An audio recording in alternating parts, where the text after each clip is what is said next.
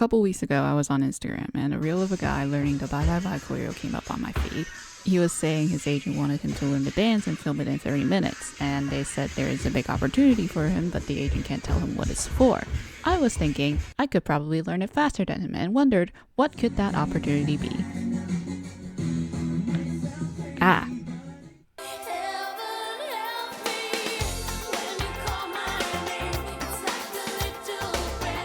Nostalgia seems to be the moneymaker these days, and the only way to make money off of nostalgia is through familiarity.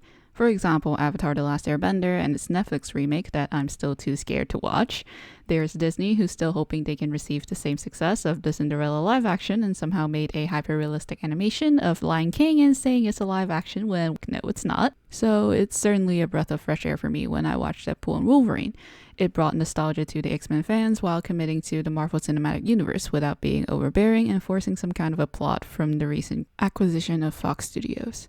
There are mixed reviews about Deadpool and Wolverine. Obviously, I think some people were annoyed by the amount of cameos appeared in the movie. Overly self-aware that it feels insulting for the viewers, even though that is literally the point of Deadpool.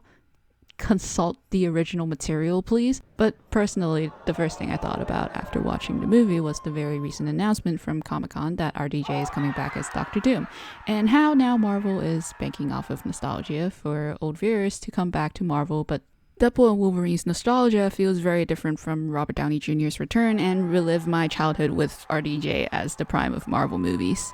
Marvel's decline after Endgame isn't something many netizens would disagree. However, the media empire that is Disney has to make sure they keep the same hype they received before Endgame, so bringing back Robert Downey Jr. into the MCU for me feels more like the corporation is nostalgic for their peak compared to finding nostalgia myself from seeing these actors coming back on screen. So that's why, with Deadpool's unhinged humor and self-awareness to a point where it literally breaks the fourth wall about Disney and Fox and Marvel's feud isn't that ridiculous. It's Deadpool. He's the merc with the mouth. It makes sense. I think it's funny, unlike what some critics want you to think. While Robert Downey Jr. coming back as a Tony Stark variant doesn't feel as funny or nostalgic, for me at least. And because of the meta sense of the world Deadpool has, that's how you can get away with ridiculous dialogue and plot, and in this case, characters who are long forgotten, but brought back to the big screen. Major spoilers for Deadpool and Wolverine, by the way, in case you can't tell. Keep watching by your own discretion. It's an interesting analogy to put characters abandoned by the media mogul to the void because they don't have use anymore. Their movies didn't do as well, their movie trilogy is done, and so on, while Tony Stark is still here despite his death. And while there is the multiverse being a part of the MCU, it stretches the use of Tony Stark when there really isn't a use for him anymore, in my opinion. Tony Stark is dead, so let it be buried. Obviously, unless Robert Downey Jr. wants to come back as Tony Stark like Hugh Jackman, then he can have fun with it, even though he could have fun with a Sherlock Holmes 3 with Jude Law, but oh well. It doesn't feel as authentic when it's Marvel summoning Tony Stark back compared to Deadpool summoning Wolverine back. Perhaps the reason why is that not only did Deadpool summon Wolverine, it also summoned many other characters who's buried in the void. The charm of Deadpool and Wolverine for me is bringing back characters no one remembered because of their underwhelming box office results. I mean, the most evident of this is the Blade trilogy, where it had 2 okay movies but was abandoned because of the third that is comparatively worse, so now Blade is in the void. There's also the decline of the X-Men movies, which is probably why the majority of the characters in the void, I find, are X-Men. And while some would judge this as a cash grab through nostalgia, it has a bigger narrative and it's more character driven, like the focus on X-23 and then non-X-Men characters like Blade and Elektra, and then there's also Gambit as the Freedom Fighters where they have a reason to fight. It feels nostalgic to see Elektra and Blade to fight like they do in the movies. There's another use of nostalgia, and in a way that gives a closure and a conclusion for X-Men, and not necessarily for the characters, but for the fans.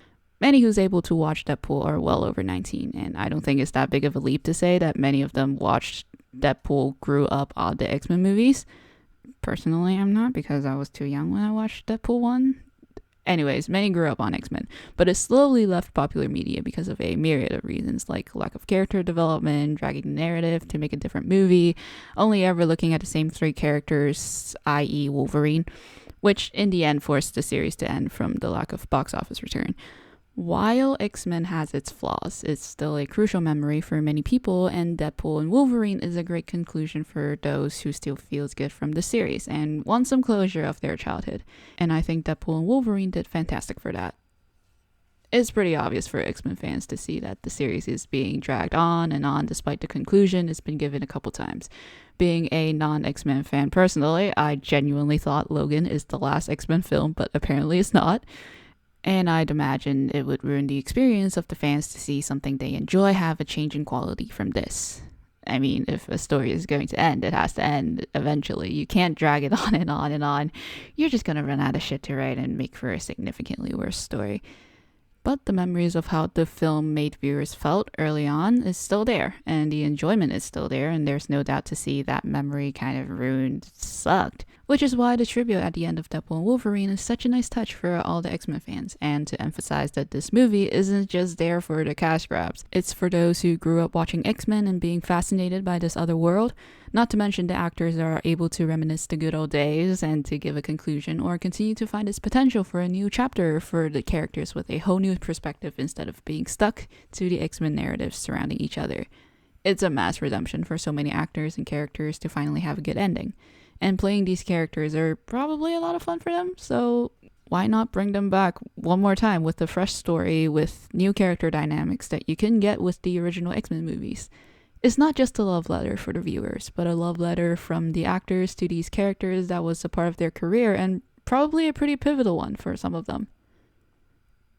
This video is just a long-winded way to say that I liked the movie and I loved the cameos. I thought it was a great way to tie the Fox and Marvel comic book movies together, but also to remember all the characters who were forgotten and wasted. Personally, I haven't really watched any Marvel movie post Endgame because I just don't see any storyline that could continue after that. Other than Spider-Man and Falcon and the Winter Soldier, I almost forgot how much I love the MCU and the comic book hero movies. And for the longest time, the MCU was the only connection I had with other people my age. That will be another video for another day on Instagram where I post all my angsty stuff instead of talking to a therapist at helpmao_. And to part with such a big part of my teenage years and revisiting a genre that I used to love, it feels nice. There's probably a better word to describe it, but I just think it's neat from an old comic book hero fan. So thank you, Deadpool and Wolverine, for writing this love letter to the superheroes that's been forgotten and gave them a new ending. Now, a preview for the next video, no it's not, where I analyze the fight scene in the Honda Odyssey and explain why I believe Deadpool and Wolverine, instead of battling it out in a minivan, they absolutely